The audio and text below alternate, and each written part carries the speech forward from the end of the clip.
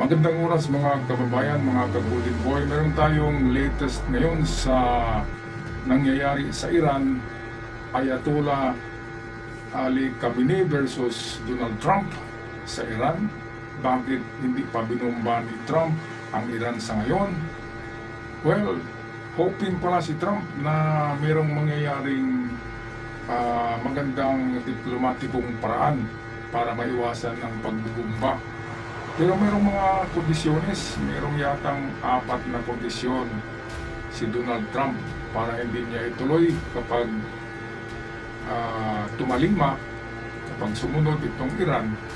Sa mga kondisyones ni Donald Trump ay malamang na hindi na matuloy ang pagbubumba sa Iran ni Donald Trump. Kaya meron daw kaya natagalan ng pagbomba Dapat kahapon pa yon. Hindi natuloy kasi mayroon ng dialogo. Nag-uusap na ang spokesperson ng Iran at saka kampo ni Donald Trump. Kaya hinihintay na lang natin ang diplomatikong paraan ni Donald Trump para hindi matuloy ang pagbubumba. Kasi naman kung gawin ka agad ni Donald Trump ang pagbubumba ay marami talaga ang magsasabi na bully, napaka-bully ng Amerika. Binubuli ang isang bully, di ba? Yung matandang Ali Khamenei, hindi lang bully yun talagang kriminal. Pero may katapat siya na mas bully pa, ito yung Amerika. Kaya ayaw ng Amerika na masama sa paningin ng international community ang mga ginagawa ng Amerika. Kasi nga nung una, di ba, binumba na yan ng Amerika ang Iran at walang umimik, walang nakaimik. Ngayon, kung bombahin pa yan ni Donald Trump muli, ay damay-damay na, sabi ni Ayatollah Khamenei, pero sa tingin ko niyan ay bluffing lang. Bluffing lang yan ni Ali Khamenei. Wala talaga silang magawa kapag bombahin sila ng Amerika. So ito ang pahayag ni Donald Trump. Ito yung latest na pahayag niya. Ating napakinggan, video courtesy ng UNTV. Say that, but we have the biggest most powerful ships in the world over there. Very close, couple of days, and hopefully we'll make a deal. If we don't make a deal, then we'll find out whether or not he was right. Nananatiling bukas si US President Donald Trump sa diplomatikong kasunduan ng Estados Unidos sa Iran. Ito ay sa kabila ng pagpapadala ng Amerika ng mas malalakas na puwersang militar kabilang ang isang aircraft carrier group sa Middle East, ayon sa White House. Layunin itong tiyakin ang seguridad ng mga kaalyado ng Amerika at palakasin ang pressure sa Tehran, kasabay ng patuloy ng pag-uusap hinggil sa nuclear at missile programs ng Iran. Okay, so ito na nga yung strategy ni Donald Trump na ginamit niya sa Venezuela. Di ba sa Venezuela, isang aircraft carrier lang yung pinadala. Pero nakaihi na sa pantalon si Maduro sa takot. Nginig ng nginig, wala nang tulog Dito naman si Ayatollah Khamenei, itong matandang balasupas na to, ay nagtatago na yan sa bunker niya. Yung pinapakita niya na meron siyang meeting sa kanyang mga opisyal ay lumang video na yan. Ang bagong video ay nasa bunker niya, 60 meters underground ang lalim ng bunker na yan ni Ali Khamenei. Kaya alam ni Ali Khamenei na hanggang bluffing lang sila Yung parang sukol na daga, di ba? Yung daga kapag nasukol ng ahas ay nangangagat yan Pero walang magawa ang daga sa ahas. Kahit kagatin ng daga, ay tuklawin naman siya. Parang Amerika, di ba? Kahit anong missile ang itarget sa mga barko ng Amerika na pandigma, ay walang magawa. Dahil high-tech, state-of-the-art na mga na mga interceptors meron ang mga barko ng Amerika. Tested na yan noon sa Houthis nang maglunsad ng mga pag-atake. Ang Houthis using ballistic missiles sa mga barko ng Amerika, walang nagawa, intercepted lahat. At yun, kapag kumante ang Amerika, tunaw. Kaya ito sanang pinakahintay talaga Oras-oras, umaga, tinitingnan ko kung nagbomba na si Trump. Hindi pala. Kasi nga, nakasalalay ang mga kaalyansan niya sa Middle East. Saudi Arabia, Qatar, UAE, Israel, bubumbahin daw ng Iran kapag aatake ang Amerika. Pero mangyari man yan na bumumbahin ng Iran, oo nga, mapasabog niya yung mga kapitbahay niya, pero ang ganti ng Amerika ay wipe out, tunaw, wala nang itira kapag ganun. Lalo na yung yung pagbitay sa mga protesters ay patuloy pa pala eh. Kaya lang walang balita dahil nga total blackout ngayon ng Iran, walang internet, kaya walang video. At kung malaman ka na may hawak ka ng kamera na nagbibideo ka ay babariling ka eh. Kaya yan ang nangyari sa Iran ngayon, total blackout ang mga news. Okay, balik tayo sa UNTV. Dagdag pa ng US President, may nagaganap pa rin komunikasyon sa pagitan ng dalawang panig at nananatiling posible ang isang kasunduan kung magkakaroon ng patas na negosasyon. Ayan. Lumala ang sitwasyon matapos ang madugong crackdown ng gobyerno ng Iran laban sa malawakang anti-government protest na nagsimula dahil sa mataas na presyo ng bilihin at kahirapan sa ekonomiya. Libo-libo umano ang nasawi at marami ang naaresto habang iginiit ng pamahalaan ng Iran na may impluensya ng Estados Unidos at Israel ang kaguluhan. Itong influensya naman ay hindi naman talaga ang Amerika at Israel ang nag-una niyan na nag-utos na mag-protest kayo. Talagang nagprotesta ang taga-Iran dahil sa napakahigpit na batas. Lalo na yung pagsuot ng hijab ng mga kababaihan, di ba?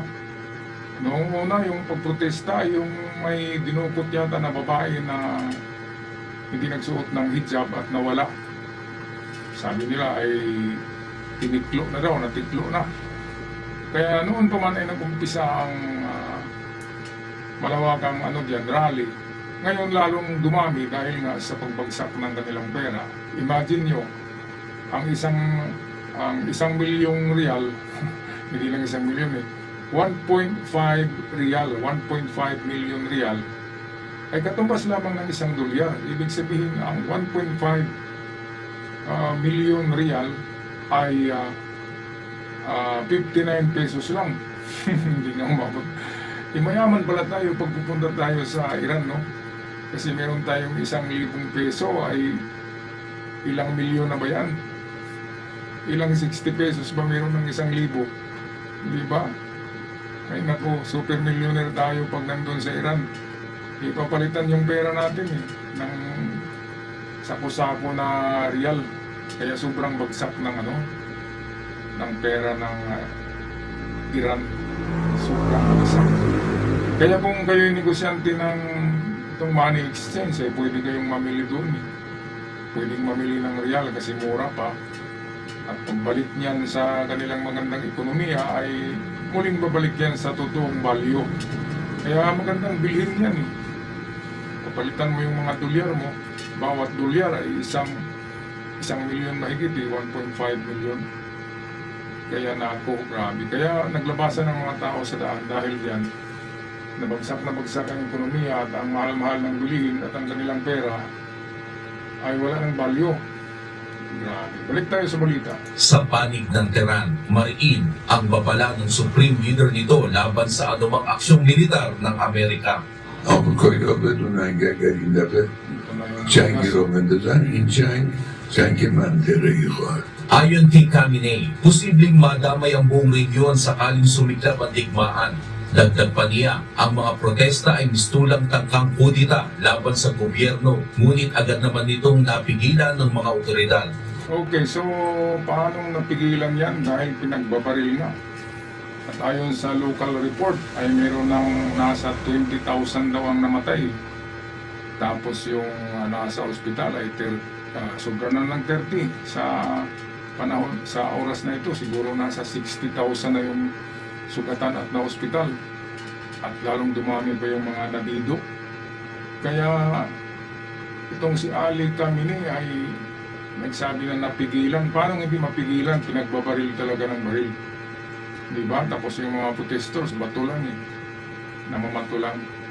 Bakit hindi sila bumili? Ang daming baril dyan Di ba, mapanood nga natin sa kanilang mga palengke, mayroong mga binibenta na AK-47. Dapat bumili na yung mga civilian dyan, di ba? Para barilin din nila yung namaril sa kanila. Yung ganti nila ay nagsusunog lang sila, nagsusunog ng sasakyan, ng building. Pero ang maganda talaga dyan, puntirihin nila yung mga bahay ng mga sundalo ni Kamini para magtanda, di ba? At yun yung sunugin. Ano sa palagay niyo mga kababayan, di ba? Tit for tat, an eye for an eye, tooth for a tooth. Yun yung batas ng Hammurabi ng mga Muslim noon. Ngipin sa ngipin, tit for tat. Yung ganyang mga batas. Grabe talaga. Only in the world na ganito, na pinagbabaril ng sibilyan, ng dami-daming patay. Kaya mayroong rason si Donald Trump na bumbahin talaga to. At ito na yung katapusan ng Iran. At itong sinasabi ng kanilang Supreme Leader na mukhang kulangot na regional daw na gira ang mangyari kapag nagbomba ang Amerika, ay bombahin daw ng Iran ang Saudi Arabia, ang UAE, ang Qatar, ang Israel. Binumba na nga nila ang Israel noon 300 missiles, tatlo lang yung pumasok. Lahat na intercept. Tapos ngayon, bombahin na naman nila. Ano sa palagay nila? Hindi ba gaganti ang Israel? Ang Saudi ba? Sa palagay nila, ang Saudi ay walang armas. Ang Saudi ay napakaraming jet fighters na bago yan. Ganon din ang Qatar, bumili sa Amerika. Ang Saudi sa Amerika pa rin. Kaya kung bombahin nila ang Qatar at UAE or ang Saudi ay gaganti ang mga yan dahil meron nga silang sariling mga sundalo at makabagong armas dahil mayayaman ng bansa yan. Kaya kung pagtulong-tulungan itong Iran ng mga karating bansa na Saudi, UAE, Qatar at ng Israel ay wala. Talo itong Iran Nananakot lang itong matandang to. Huwag tapusin na natin ang balita. خصوصیت دیگر این که این فتنه شبیه کودتا بود. یعنی بعضی ها هم در دنیا تعبیر کردن از این فتنه که اتفاق افتاد به کودتا. بودن در ایران کودتایی را افتاد که البته کودتا سرکوب شد. Tila hindi rin naniniwala si Khamenei sa sinasabi ng Amerika na handa itong idaan sa mapayapang paraan ang usapan sa Iran. در گذشته هم آمریکایی‌ها بارها در حرفهای خودشون تهدید میکردن که همه گزینه ها روی میز است. همه گزینه ها یعنی از جمله گزینه جنگ. Sa kabila nito, muling iginiit ni Trump na may umiiral pa ring dialogo sa pagitan ng dalawang panig at hindi pa sarado ang posibilidad ng kasunduan. Okay, so itong sinabi ni Trump na pwedeng walang mangyayaring pagbubumba kapag susundin ni Ali Khamenei ang mga kondisyonis ni Donald Trump. Unang kondisyon ay wag nang gumawa ng nuclear bomb. Wala nang nuclear ang Iran, yun ang una. Pangalawa ay yung kanilang ballistic missiles ay bawasan kasi napakarami na. At ang pangatlo niyan ay itong merong pang kondisyonis niyan si Trump na wag nang manggulo ang Iran sa mga karatig na bansa. Kaya yung tatlong kondisyonis na yan, ayon sa spokesperson ng Iran, ay okay yung dalawa, pero yung pangatlo na okay yung tatlo, pero yung pangalawa na kondisyonis na bawasan yung ballistic missiles, yun daw ang imposible. Kaya diyan natin masasabi na talagang utak pulbura ang Iran. Hindi na nga sila bombahin basta wag nang damihan yung ballistic missiles kasi yun ang kanilang panggulat. Yung kanilang hypersonic na mga ballistic missiles na hindi daw ma-intercept. Kaya kung gusto talaga ng Iran ng kapayapaan, dapat pumayag sila sa kondisyonis ni Trump para hindi sila mabumba. Ngayon alam na natin si Donald Trump ay unpredictable yan. Sa ngayon hindi pa siya nagbubumba, pero kapag yung utak nitong si Trump ay maano konti, di ba, makalog, baka bombahin na agad sila dyan. Kaya yung mga kondisyonis ni Trump, kung susundin ni Kamini, ay pwedeng hindi na nga patutuloy. Isang diplomatikong pag-uusap para matigil ang pagbubumba ng Amerika. Meron pa palang pang-apat eh. Yung hindi na ituloy ang pagbitay at pagbigyan yung mga protestors. Yun yung pa-apat pala eh. At ang sagot naman ng spokesperson ng Iran ay hindi pwedeng mangyari yan. Talagang mga balasubas, no? Ayaw nilang pumayag sa mga kondisyones ni Trump. Kaya ito na ang ating abangan. Baka bukas ay baka merong malaking headline na mangyayari. Mga ka-golden boy. Kaya ating abangan ito bukas. Maraming salamat nga pala sa inyong panonood at pag-subscribe sa mga bago pa lamang. Hanggang sa muli. Paalam at ingat ang lahat. Love and peace. That's all.